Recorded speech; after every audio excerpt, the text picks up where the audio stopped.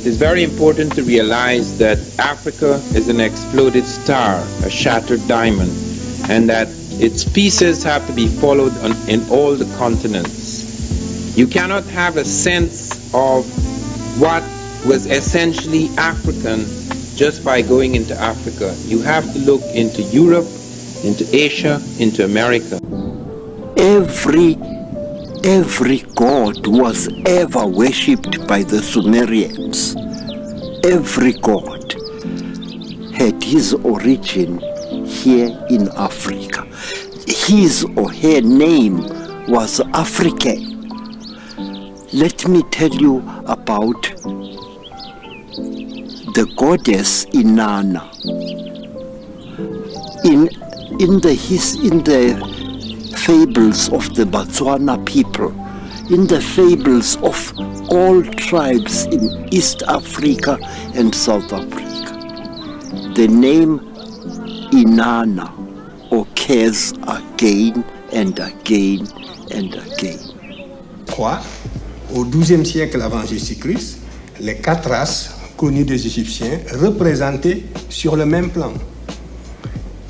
Ici, vous avez l'Égyptien, le type générique de la race, en noir, charbon, si je puis dire, avec toutes ses particularités ethniques. Et sur le même tableau, vous avez le type indo-européen, représenté également, avec toutes ses différences par rapport au type égyptien, du point de vue de la couleur de la peau et du point de vue du vêtement. Et ici, vous avez les autres Africains qui habitaient à l'époque l'intérieur du continent représentés de la même façon que les Égyptiens. That particular painting, however, is a rare exception, the only one, as far as I know, that so clearly makes the professor's point. For the most part, the ancient Egyptians had themselves portrayed as reddish pink, but of course they intermarried with Asians, and even more with other Africans. Many of their noble ladies were Nubians and lovingly portrayed as such. This painting comes from the tomb of Hemaka, clearly a black lady, with a handmaiden behind her, just as surely white. Both Africa and Egypt are two of the most important locations in all the world.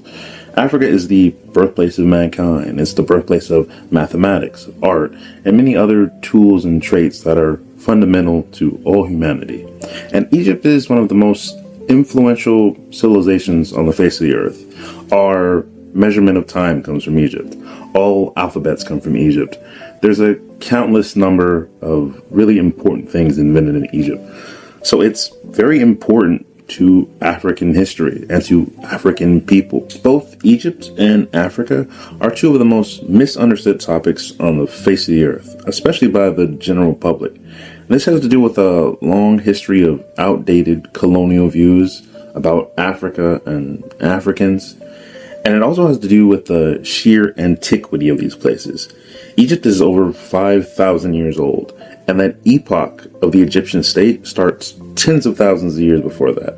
And Africa's history is hundreds of thousands of years old. Nobody on the face of the earth has an older history than Africans. For example, if we ask, how old are black people? You know, people that look like me. Anatomically modern humans. Same brain case, some ability to create, plan, do all those things. The answer to that is black people are over 200,000 years old.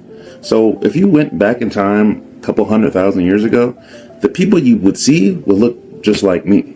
So whenever you see a black person, whether that be Denzel Washington or Michael Jordan, you're looking at a super old organism. It's important for us to know that our story does not begin in slavery. It's important for us to know that the story of African people is the first story of human beings on the planet. We've been here at least 300,000 years. We were the first humans in Asia. We were the first humans in Europe. We were the first humans to populate the world. And based upon recent genetic research, geneticists have determined that the Africans in Europe mutated lost their melanin, and became the people that we now classify today as Caucasians 7,000 to 8,000 years ago.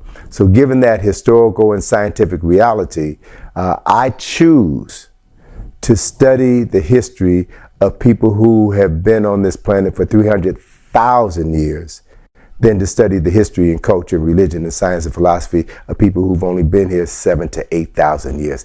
In contrast, modern humans only migrated into Europe about 40,000 years ago, and the alleles for white skin don't appear till about 20,000 years ago, and that's in the Caucasus in Central Asia.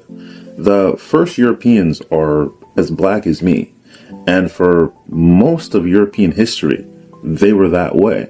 Most Southern Europeans didn't turn white till about 5,000 years ago, and that's from migrations in the Caucasus coming down into Europe. So the first Europeans were black. These are the Org Nation people, and they migrated out of Africa about 40,000 years ago. They're also sometimes called Cro-Magnon or Western hunter-gatherers. So for tens of thousands of years, the people of Europe were just black. This is a bust of an individual from 35,000 years ago from Romania. Quite a handsome dude. This is Grimaldi man, who was one of the oldest inhabitants of Europe.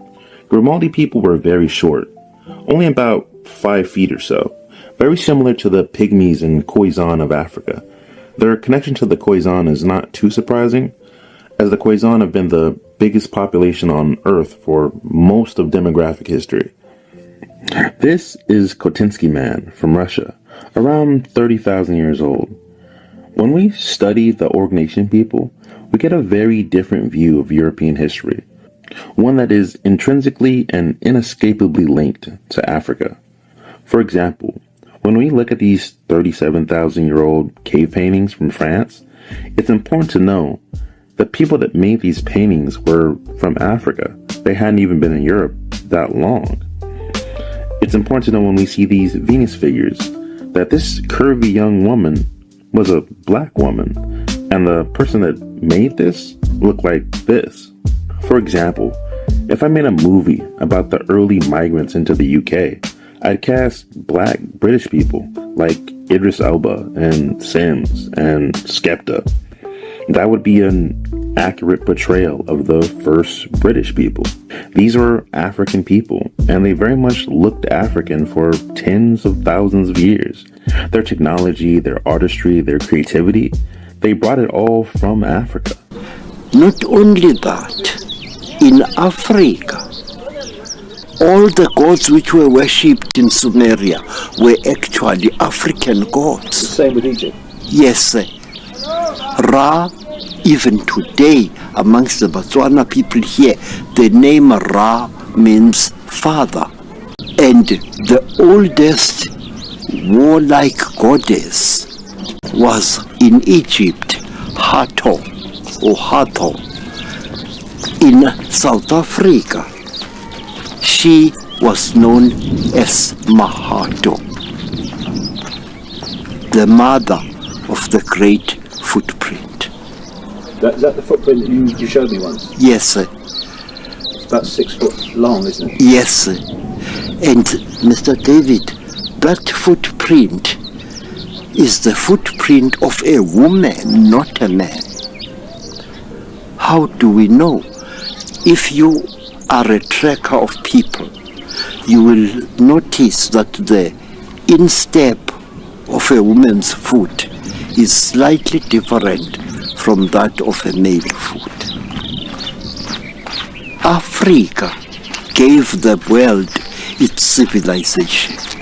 A new discovery which has not yet been published. But before I tell you about that, people will say, well, big deal, so what? Why is history important at all? History is extremely important. Imagine if I could take from each one of you as an individual everything you knew about your life up to last week and just erase it. Where would you be? You'd be lost. You'd be incompetent. You wouldn't know how to plan for the future. And you do the same thing with a people. If you erase their history or you don't tell enough about their past, they also become incompetent and they can't fulfill the future.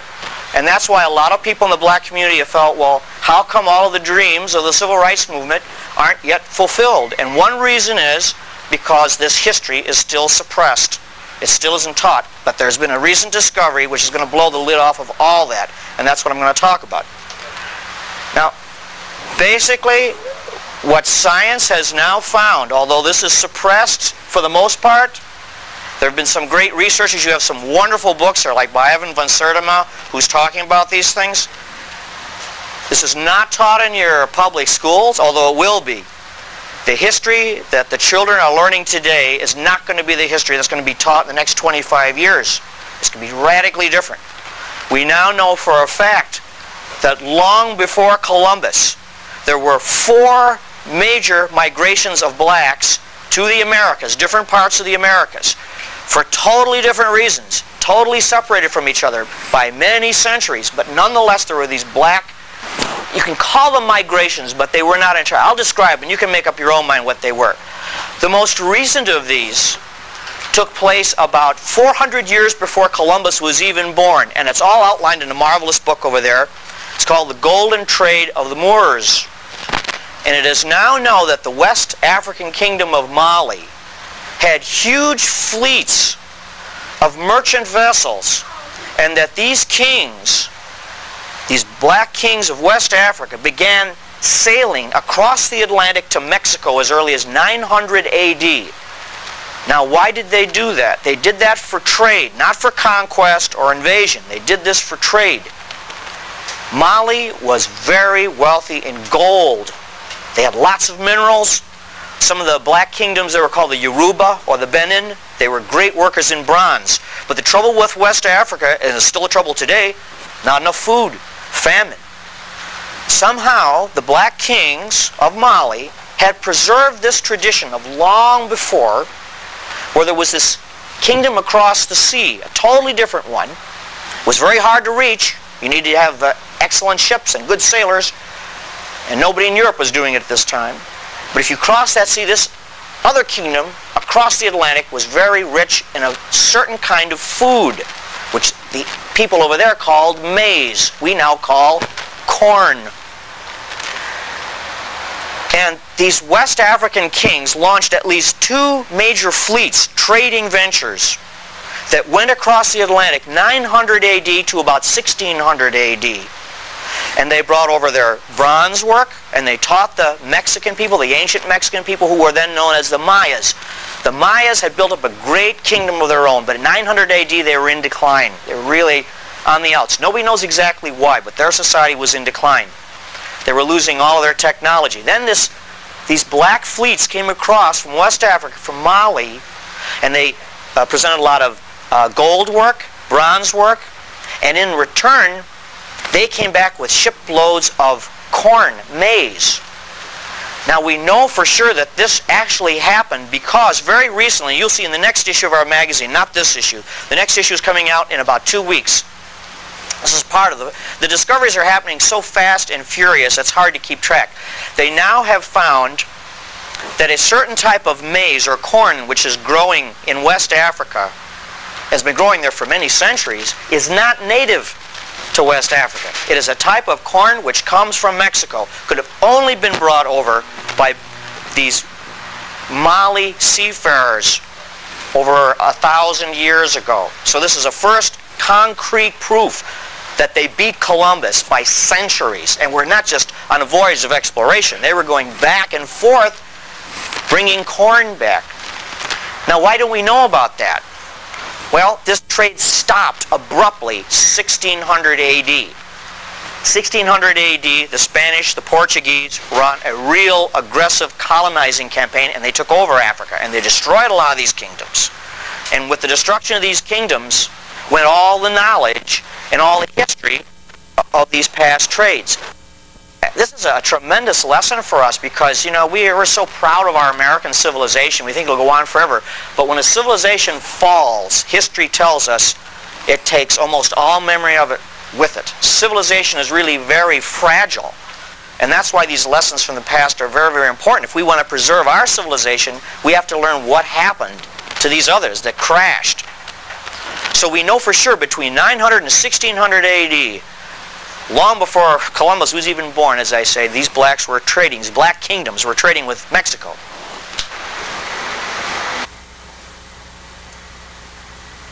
This is something I hadn't got time to go into because it's so long, but it's really interesting. This is a drawing from life that was made, believe it or not, by a so-called American Indian, the southern coast of California. He was a member of the Chumash, no longer exist. When the Spaniards met up with these people, they said, these are civilized Indians. They got along extremely well with them. The reason why they got wiped out, though, was because they had no immunity to the diseases that the Spaniards brought over. And so they were all wiped out. This is the last of them, about the mid of the early 19th century. They were a black people who built fantastic boats. They were like Viking boats, believe it or not. They were lab-straked, over one plank over the other, so they were very resilient in the water. They had a tradition that they did not originate in America. They came from this great island out across the Pacific, and they lived in a number of islands off of California. One of them was Santa Barbara. You've heard of that, Santa Barbara. And they called Santa Barbara Limu. That was their name for it. So this man, probably the last of the Chumash, one of the last of the Chumash, represents one of these people from Mu, the very early times. These are representations from Ivan Van Sertima's book. You've got one of them here. It's excellent. These are one of the Olmec heads. This is one of the figurines that are found throughout Mexico. What's interesting is that these people are never portrayed as servile or slavish. They're always portrayed as prosperous, as bringing things, bringing metals. I have been associated for a long time with the American thesis, the establishment of an African presence in early America. But that is just a part, it's just one part of the whole story. What we are trying to achieve is a synthesis of the African presence all over the world. The African presence in Europe, which I'm dealing with tonight, is tremendously important, just as important as the African presence in early America. Because it really begins at the very beginning. Because there are no Europeans on this planet until about 55 to 50,000 years ago, whereas there are Africans going back 3 million years. You have all heard of Lucy. Lucy goes back 3.5 million years, but Lucy, found in Ethiopia, is not really a complete human being. It's what is known as a hominid, but it does not have the brain size of modern man. Okay, so the mere fact that man was born in Africa is in itself not important. I want you to note that. What we have discovered over the last 5 years is far more important. We have not simply discovered that man was born in Africa. What has been discovered recently is that the last man was born in Africa, and that all human beings now on this earth are anatomically African. In other words, the brain, an organism that we all occupy, is African, whatever the skin color, etc. There are many people who claim that it's an impossible and baseless theory. So these people who claim that the out-of-Africa migration theory is false seem to not be well educated on the matter, especially since it wasn't just one out-of-Africa migration that occurred in ancient times, but there were multiple migrations that occurred over time. For the discoveries of the last few years that have made an impact is only possible because of the fact that it is coming from the very best universities. One of them, Oxford, which is an extremely conservative university, is the first to come out to announce, after study of mitochondrial DNA, the first to announce that there is no doubt that the founding population of the modern world was African. That is very important because man being born in Africa is not the same thing. Because man could have been born in Africa, and it was argued he went out into Europe at a low-level stage, which he did, Homo erectus, not a proper complete man, and then came Neanderthal man, and then came Grimaldi man. But what they find is that all of these stages of man are African. Every one. Africa is the only place that has the complete sequence of all the stages of man. So it is not only the first incomplete or extremely primitive, low-level brain man that is born there, but the highest form of man, modern man, was born there. So you see all the stages. The first three stages died out, the last three stages moved into Europe, Asia, and the rest of Africa, and then they died out until eventually Africa produced the complete man, which is the man we have today, modern man. They find that man in Africa about 100 to 140,000 years ago. So even though Lucy, we found Lucy 3.5 million years ago, Lucy is not modern man. Okay, modern man only goes back about 140,000. Some people put it at 200,000. What has also been established by Rebecca Cann is that all the creatures now on this planet can be traced to one black woman who lived about 150,000 years ago. They have been able to do this with great precision because the instruments we have now, the way we can go into the blood and find out the history of man, we know that only the black has all the genes. So they can find out at what point you have these variations and mutations. Now, how did it happen? In the sense that how did the Europeans happen? How did they come into being? The African, as I say, occupied Europe. There are no Europeans in Europe about 50 to 55,000 years ago. The African peoples the whole world. However, the final man, Grimaldi man, is caught in Europe. He's caught in a certain ice circle. There's a period known as the worm interstadial, and he's caught in the ice. There are parts of Europe that are covered by ice half a mile thick. The African in that area, wherever he produces the albino, and the African produces pink people, even without mixtures. The Africa produces a pink type occasionally.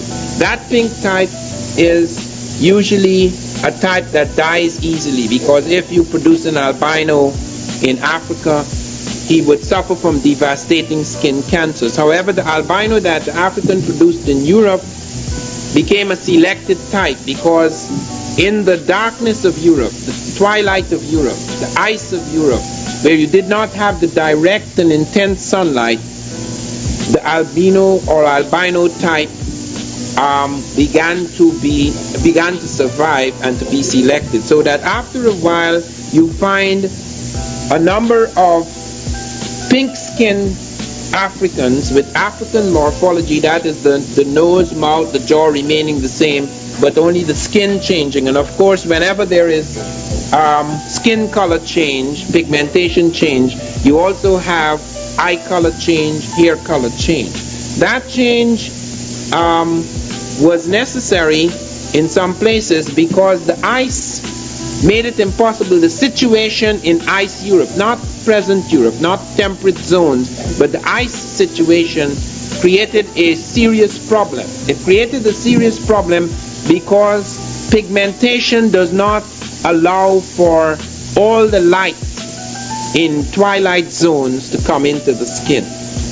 Now sometimes this could be the vitamin D deficiency that may result can be remedied by fishing.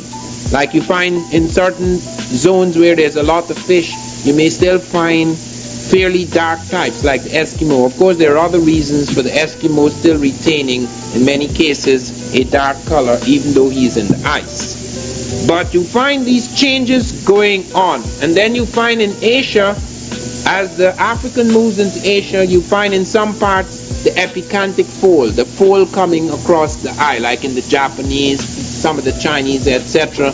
Because this becomes necessary as you move against certain kinds of winds on the steppes. So man's morphology, that is, man's superficial face, has nothing to do with his brain or his internal organism. That is just a cover.